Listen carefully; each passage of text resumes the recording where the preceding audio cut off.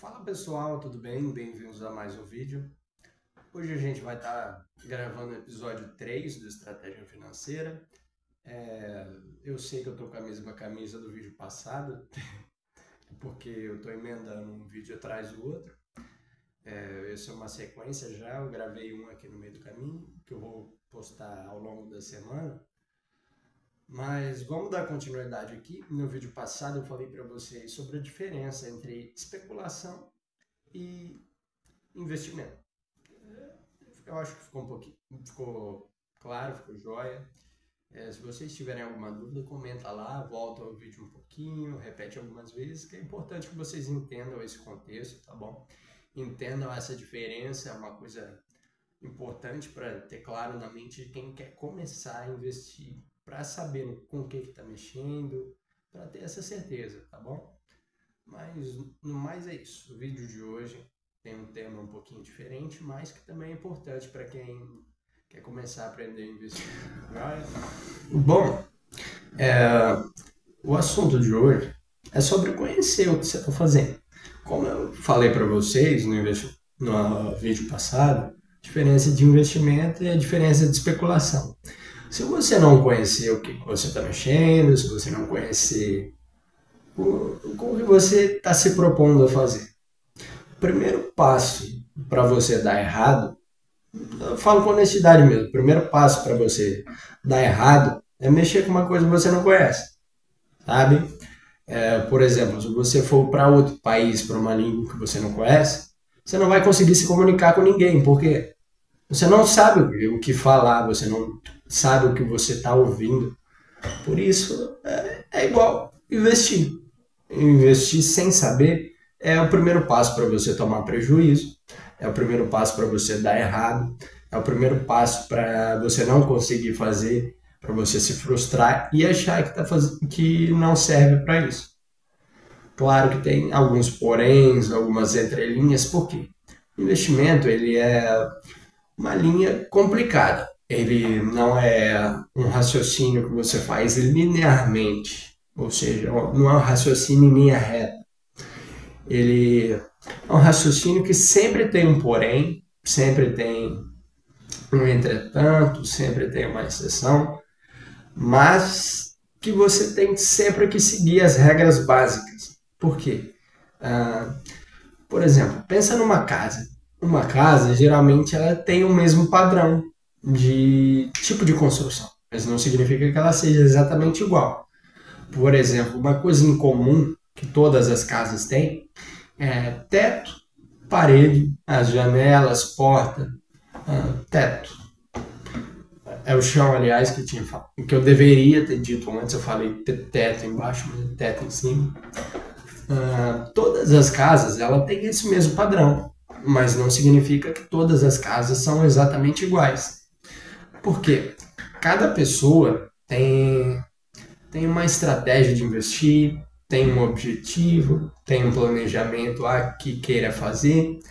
Isso torna as pessoas diferentes entre si, igual eu já falei anteriormente. Como a estratégia dessas pessoas é diferente, o modo de investir acaba sendo diferente também. Porque a gente tem um investidor conservador, um investidor moderado e um investidor agressivo. O investidor conservador, ele prefere optar por não colocar tanto risco no seu dinheiro e ter um retorno fixo e um pouco mais baixo. Assim ele evita de colocar seu dinheiro em risco, de possivelmente tomar algum nível de prejuízo ali, porque na renda fixa o seu prejuízo é basicamente inflação, somente isso, nada mais do que isso. E o investidor moderado, ele prefere um pouco colocar o seu dinheiro onde a maior parte do dinheiro do investidor moderado, uns 80%, 85%, vamos dizer assim, vai para renda fixa, para investimentos que não arrisquem tanto dinheiro, que não tragam tanta possibilidade de perda, e esses 15%, onde o investidor prefere colocar, onde possa fazer uma alavancagem maior, um Bitcoin de longo prazo. Tem muitas opções aí do que pode fazer, de de ações que podem ter um potencial de valorização mais alto, mas depende muito também da ação que você for escolher. É importante ter conhecimentos contábeis sobre isso, conhecimentos analíticos também. Um canal que fala muito sobre isso é o Raul Sena.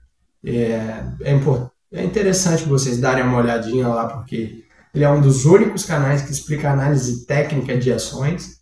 Por isso, por isso que eu digo que tem uma complexidade muito grande nos investimentos. Não é uma linha reta, não é plano. Por isso, é sempre importante você estar conhecendo mais e mais e mais. Por quê? Se você se contentar com pouco, seu conhecimento vai ficar limitado a uma coisa só. Se precisar mudar a estratégia, se mudar de plano, se mudar seu rumo, você vai precisar estudar tudo de novo. Então, se você se manter constante, você sempre vai estar se atualizando sobre o que você está fazendo e você não se perde tanto, porque você tem todo o conhecimento prévio que você acumulou até dado momento. Por isso, dá uma ajeitadinha aqui. Por isso que se você manter numa coisa só, se prender muito, você acaba não prosperando. Outra coisa importante também, que é bem válido falar, se você é investidor iniciante, está começando com pouco dinheiro, não faça planos de ficar rico com investimento, porque não dá para ficar rico com investimento tendo pouco dinheiro. Se seus investimentos são poucos, têm um valor um pouco baixo, eu não vou te vender sonho falso, eu não vou te vender ideia que não existe. Não dá para ficar rico com investimento com pouco dinheiro. Entende? É uma estratégia que você tem que ter em mente para compor a sua estratégia, no caso. Mas fica bem ciente, não dá para enriquecer, não dá para mudar de vida, mas dá para resolver problemas. Ou seja, dá para até evitar problemas, inclusive. Porque quando você tem um patrimônio líquido, que é positivo, no caso a diferença entre o patrimônio líquido e a dívida é positiva, ou seja, tudo que você tem menos tudo que você deve, essa diferença sendo positiva sempre ao longo do tempo, você acaba acumulando um patrimônio positivo ali, legal, acumula um dinheiro interessante para você colocar no bolso, guardar, deixar para alguma oportunidade. Mas se for pouco, se forem valores baixos, vamos botar assim, abaixo de R$ 5.000 por mês, você não vai enriquecer, é muito mais difícil. Porque, querendo ou não, o país também é muito difícil, não ajuda em nada. Principalmente as pessoas que são das regiões que têm um PIB menor, um IDH menor, tem muita dificuldade para prosperar. Por exemplo, não dá para você afirmar que as oportunidades da Faria Lima, lá em São Paulo, são as mesmas oportunidades que você vai encontrar no interior do Acre. Sei lá, no interior do Amazonas, na beira da floresta amazônica, em vários lugares assim que a gente pode citar, que não é tão desenvolvido. Por exemplo, alguns lugares do interior do Espírito Santo ele também não tem acesso fácil a boas educações. E, tipo, eu não falo boa educação assim de a universidade mega desenvolvida, eu falo de, sei lá, de loja de livro básica assim que a gente pode pegar. Esse aqui não é do tema adequado, mas a gente pode pegar qualquer outro tipo, seja um investimento, um livro de matemática, um livro de ciências básicas, de qualquer outra coisa que não tem esse acesso tão bacana à educação de qualquer natureza que seja, sabe? Por isso acaba sendo mais difícil. Não dá para você afirmar que as pessoas vão ter a mesma oportunidade em todos os lugares do Brasil, sendo que o Brasil é um país de dimensões continentais. Por isso, essa questão do território ele acaba sendo de oportunidades diferentes em muitos lugares. Do Sudeste é mais fácil, no Norte é mais difícil, assim varia. E tem muitas condições que a gente pode colocar porquês, entretantos, exceções. É muito complexo para você fazer uma análise muito básica. A gente pode pegar caso a caso, porque facilitaria mais. Já ficar fazendo a análise de uma dimensão continental que é o Brasil é muito difícil, entende? Mas continuando aqui com a parte de ficar rico com investimento, você pode usar seus investimentos que, apesar de serem poucos, você pode usar para começar um negócio, usar para comprar uma ferramenta de trabalho melhor para você poder prestar melhores serviços. Pode, sei lá, investir em Bitcoin, que geralmente dá um pouco de retorno, mas depende da sua coragem para investir. Eu não estou te recomendando que você faça nada. Tipo, depende muito da sua estratégia, do que você planeja fazer, do que você tem em mente. Ou seja, então você pode avaliar seu próprio cenário e decidir o que é melhor para você. O que eu recomendo fazer é você conhecer, você estudar, você colocar em prática o que você vem se dispondo a conhecer, entende? Eu quero fazer tal coisa. Quero fazer uma faculdade até o final de 2026. Você estuda, planeja o que você quer fazer, planeja como você vai fazer, planeja como você vai pagar as mensalidades, você vai fazer um bico, alguma coisa do tipo. Por isso, a ideia central desse vídeo é tenha planejamento, entende? Tenha essa ideia do que você quer fazer na cabeça. Tenha a quantidade de conhecimentos, estude sobre tudo, queira conhecer tudo, que vai te ajudar, que vai contribuir com você, entende? Tem o seu jeito de pensar, tem diversas oportunidades, você só tem que saber encontrar aquilo que vai te ajudar, aquilo que vai te agregar. Porque você tem que ter um discernimento, que é uma coisa importante, para saber o que vai te ajudar e o que não vai te ajudar. Se uma coisa vai contribuir com o seu objetivo, ótimo. E outra coisa pode não contribuir. Você vai fazer essa coisa que não contribui em nada com o seu objetivo? Não vai, entende? Por isso é importante se manter atualizado, se manter frequente nos estudos. Sempre vai ter alguma informação nova, algum dado novo que vai chegar para você que vai contribuir ou não com o seu objetivo. Por isso, eu digo a vocês que é importante conhecer, sabe?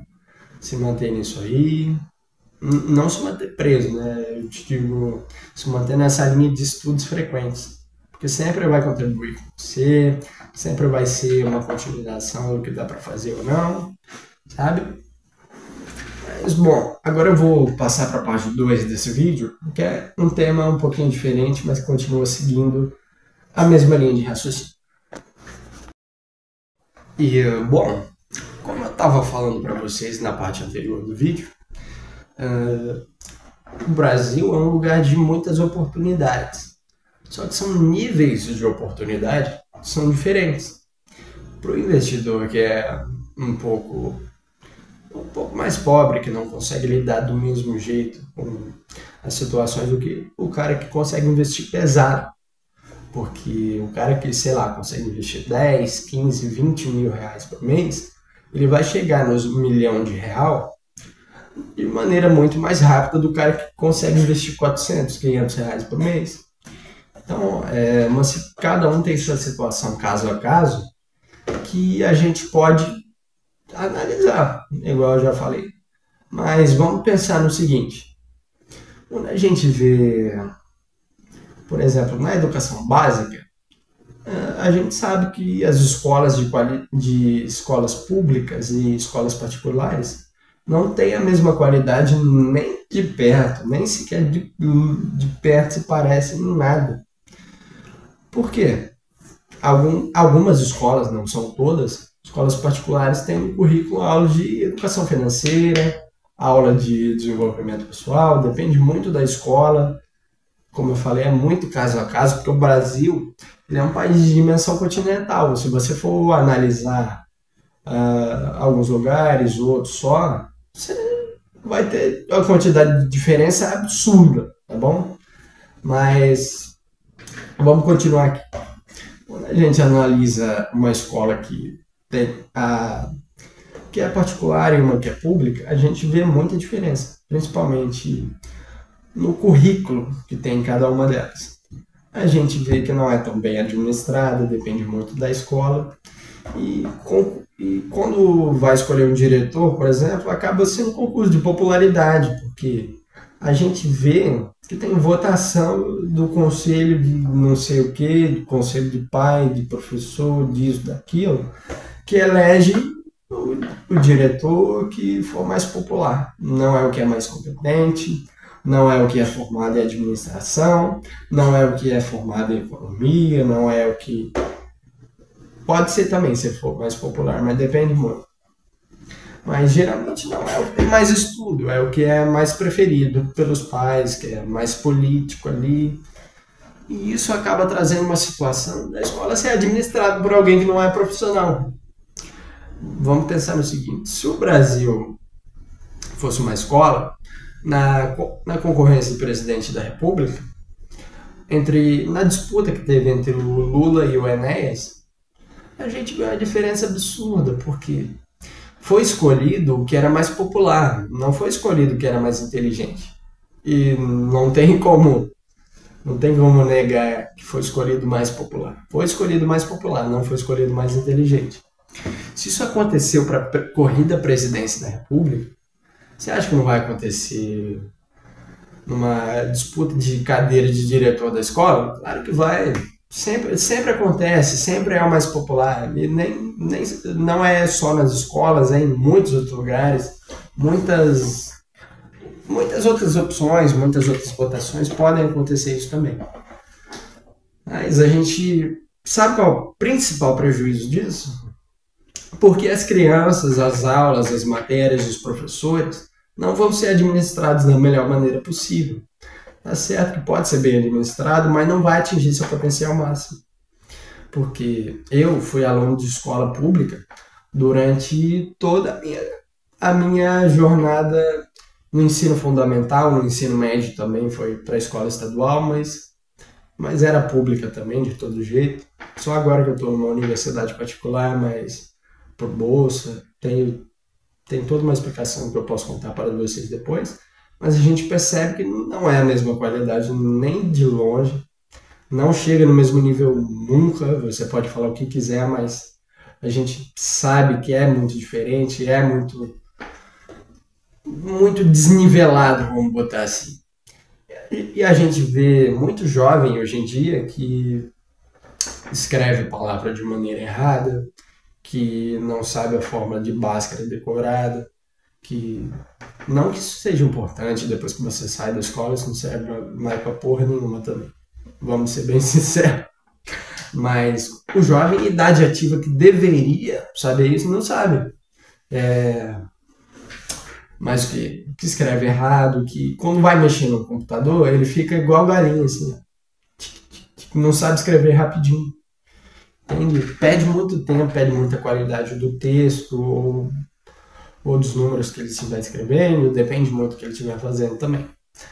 Mas a gente vê que é defasado, que escreve, sei lá, vamos pensar no que não sabe escrever uma palavra em inglês, por exemplo. Inglês é ótimo, né?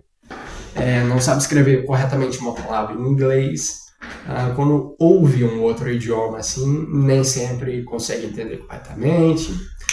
Por exemplo, eu já vi alguns casos, óbvio, não vou citar nome,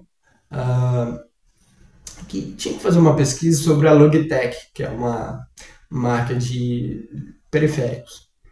O cidadão escreveu L-O-G-U-I-T-E-Q-E-U-E. Peraí. Ele escreveu L-O-G-I-Q-U-E Logitech. Eu vou escrever na edição, porque me confundi agora. E eu falando dos outros, foi explicando errado do mesmo jeito, entende? Mas tá aí para vocês verem o que ele escreveu e o que era para ter escrito. Por isso a gente entende que a educação é um pouquinho defasada, que não segue o mesmo ritmo, sabe? É muito difícil você colocar esse cara para competir para ficar rico, por exemplo.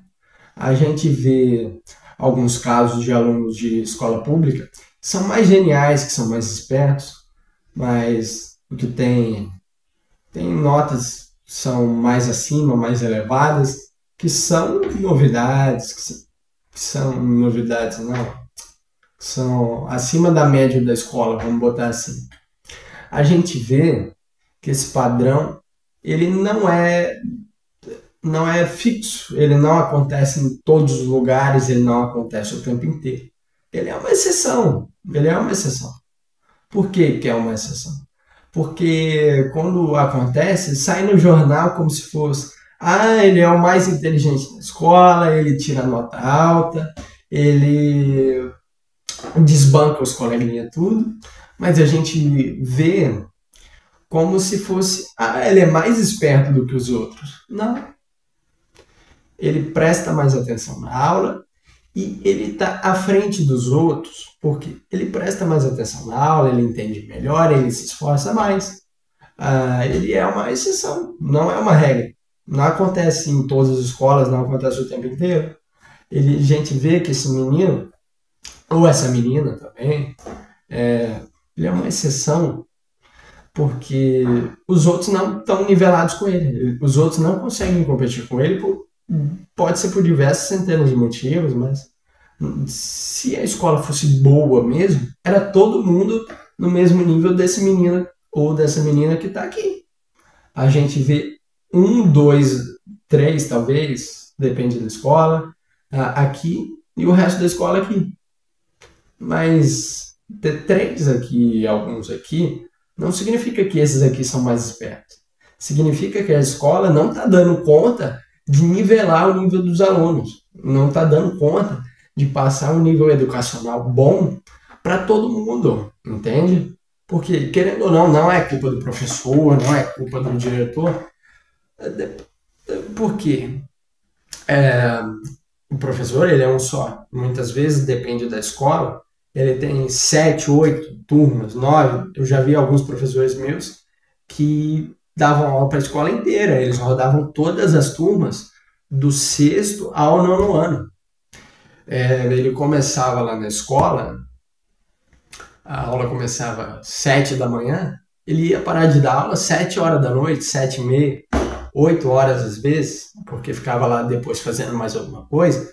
Aí ele vai ter o quê? 10, 11 aulas no dia, recebe bem, depende muito da escola também, da região que ele está inserido. Quando ele chega na hora de, sei lá, ele vai chegando nas últimas aulas, ele não consegue continuar com a mesma qualidade que ele estava quando ele iniciou o dia, sabe? Ele pega um ritmo e vai decrescendo porque o ser humano cansa, o professor é um ser humano. Entende? Aí vai chegando no final, vai descendo o nível de qualidade das aulas, ele não consegue manter o mesmo padrão. Depende muito do professor também, porque ele vai falando ao longo do dia, a voz vai cansando, vai tendo prejuízo, não dá para manter o ritmo, não dá para manter a mesma qualidade. Às vezes, como ele está cansado, está com a voz falhando, ele passa um filme,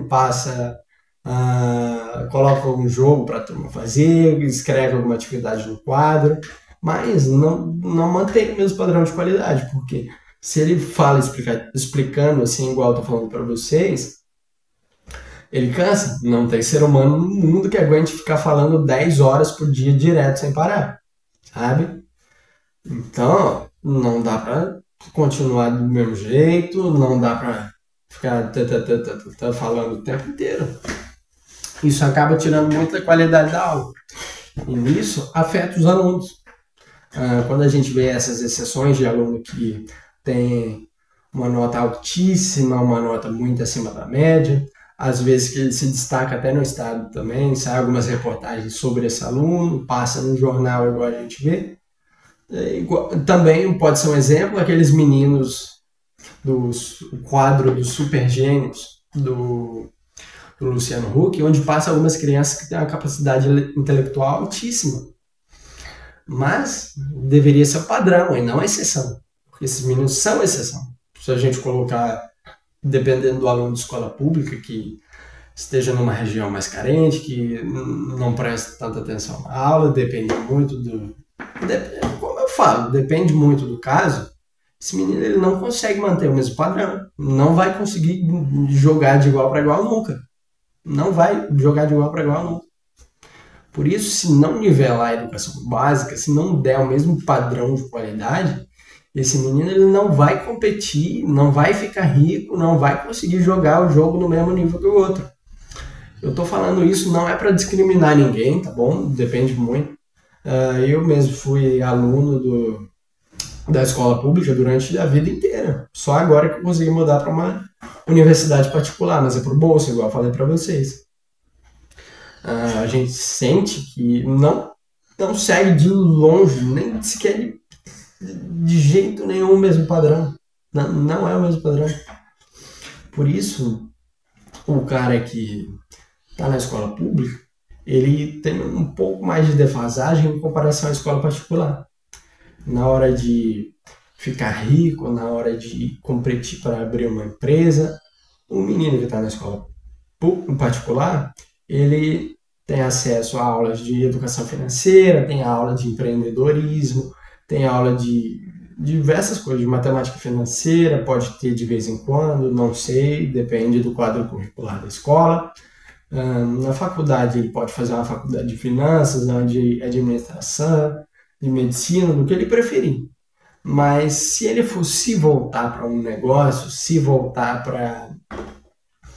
para se profissionalizar de um modo que ele seja empresário, pode ser médico, dono de hospital, de consultório, essas coisas, não vão competir do mesmo jeito, porque o da escola particular tem uma bagagem lá da infância de conhecimento sobre administração, sobre dinheiro.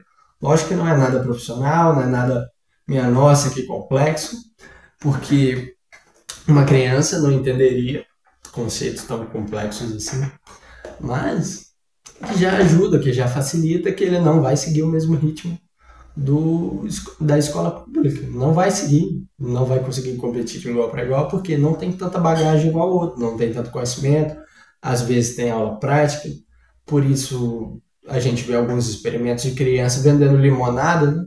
Que é o padrão mais famoso da aula de empreendedorismo no ensino fundamental que a gente vê. Tem muito disso, de criança vendendo limonada da barraca. E a gente vê, não compete de igual para igual nunca. Por isso que o Brasil é um país fudido, muito ruim, porque tem essa disparidade também na questão dos impostos, que vai ser a parte 3 do vídeo que eu vou passar para vocês agora. Tá? Então, bora lá. Mas, bom, como eu ia explicando para vocês, o Brasil ele é um país onde as oportunidades não são justas. Tanto no ensino, igual eu falei para vocês, que não segue o mesmo padrão nem de perto, e tanto no empreendedorismo, igual eu estava citando para vocês. Por quê? Quando o governo sai colocando imposto à torta e direita, igual está fazendo hoje em dia, você acha que o MEI vai conseguir competir com grandes corporações? Não vai. O Brasil ele é programado para não funcionar. O pobre não deixar de ser pobre nunca. Quando você consegue furar essa linha da pobreza para a riqueza, você é um super-herói, cara. Por quê? O Brasil ele é programado para o pobre não prosperar. Porque quando a gente vê diversas vezes, a gente passa direto na televisão, programa social como se fosse uma coisa maravilhosa, como se fosse lindo você receber Bolsa Família.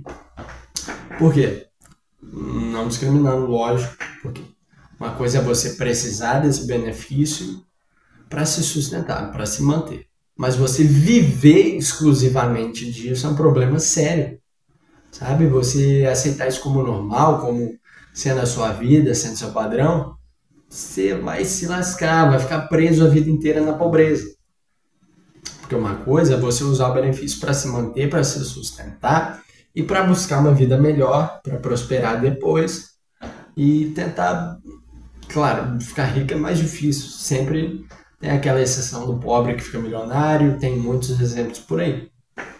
Mas você pode tentar, sei lá, fazer uma faculdade, ter um estudo, arrumar um emprego um pouquinho melhor que você estava aqui embaixo. você consegue sair daqui de baixo para aqui na metade. Já é uma coisa melhor, entende? Por isso, você, querendo ou não, pode não ficar rico, é uma possibilidade muito grande, visto que a gente está no Brasil, que é a maior patotada existente. Mas, igual eu falei, tentar buscar uma coisa um pouquinho melhor, um pouquinho mais acima, onde você tenha mais liberdade, onde você não dependa tanto do governo. Essa paternidade que o governo tem, ele imbeciliza as pessoas.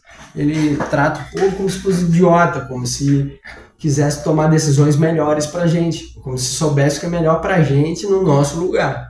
Porque ao invés de você manter o cara preso para sempre no Bolsa Família, não seria mais interessante você ajudar ele a conseguir um emprego melhor, um emprego que pague mais, inserir ele no ProUni, por exemplo, que é um programa de bolsa que insere o indivíduo no ensino superior? Seria melhor. Não acha? Você dá mais praticidade, dá uma melhoria para esse povo? Por quê? Ao invés de você amarrar ele na pobreza para sempre, passar a coleira do imposto, ficar segurando ele para sempre na pobreza, não seria melhor você dar geração de empregos dignos? Não é subemprego, igual eu falo, é aqueles empregos que você recebe um salário mínimo, fica nisso para sempre, de pessoas que passam 20, 30, 40 anos fazendo a mesma coisa, sem progredir de cargo, sem ter oportunidade de subir na vida. Isso é subemprego, velho. Igual, sei lá, tem muitas coisas que eu posso dar de exemplo sobre isso, mas a questão do subemprego, quando você fica preso nele para sempre, não é uma coisa boa, não é legal. Sabe aquela pessoa que está no mesmo cargo a vida inteira, fazendo a mesma coisa, recebendo o mesmo salário mínimo? Não é legal, não é prático, não é uma coisa que eu acho bonita. Claro, depende muito da vida da pessoa, do conhecimento também. Por isso seria ideal a gente investir, ao invés de sustentar as pessoas com impostos, com migalhas, dar para elas uma oportunidade mais digna, dar um conhecimento, dar um acesso à universidade mais fácil, facilitar o acesso ao mercado de trabalho, sabe? Colocar dignidade na vida da pessoa e não sustentar ela. Por quê? Apesar do Bolsa Família ser feito para socorrer as pessoas, para dar uma ajuda, uma dignidade mínima, não deveria ser para sempre, não deveria se manter, não deveria manter a pessoa na mesma para o resto da vida, sabe? Entrar ali e parar, sabe? Quando você coloca o carro na vaga, estaciona ele se mantém lá para sempre, você não tira nunca mais. É um carro abandonado que está ali. Isso é indigno para a pessoa, é uma coisa cruel até. Você reduzir, você pegar a vida dela e reduzir a somente aquilo, a ser aquilo para sempre, sabe? É cruel, é desumano. Você colocar a pessoa para receber isso a vida inteira, não progredir nunca.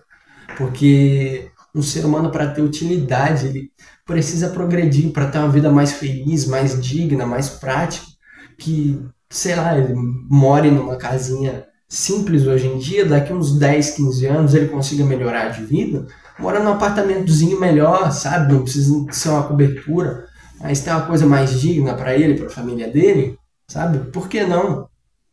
Entende? Usar esses impostos para fomentar coisas melhores, para fazer uma economia mais justa para as pessoas.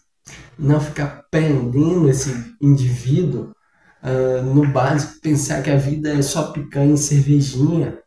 A vida não é só isso, cara. Você pode fazer coisas muito melhores do que simplesmente isso, sabe? Esse pão e circo idiota que tem no Brasil, porque é verdadeiramente idiota, se imbeciliza as pessoas.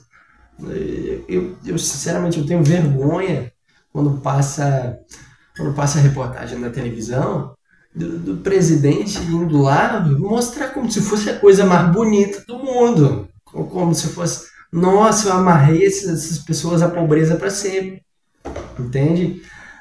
Pro cara ficar lá preso, amarrado a vida inteira nisso, não tem melhoria nenhuma, Eu acho ridículo, sinceramente, não é uma coisa bonita.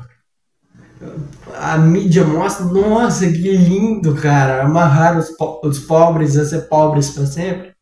Porque ser pobre é uma coisa. Você não escolheu nascer pobre, você não tá pobre porque você quer, mas você ser amarrado à pobreza para sempre é uma atitude simplesmente criminosa. Por que você não coloca essa pessoa na universidade, dá um emprego melhor, fomenta o desenvolvimento da cidade que ele está? Que às vezes a cidade é feita toda de estrada de terra, sabe? Por que não investir nesse lugar, colocar comércio, colocar, colocar lojas, colocar hospitais públicos ou particulares também, se for necessidade? Porque não fomenta o desenvolvimento desse lugar ao invés de simplesmente amarrar ele a esse pão em si, sabe? É ridículo, ridículo isso que acontece. Mas bom, o vídeo foi esse, galera. Obrigado por terem assistido até aqui. Hoje foi um vídeo muito mais longo do que de costume, mas a minha explicação foi essa para vocês. Obrigado por terem assistido até aqui. E essa explicação que eu dei é uma das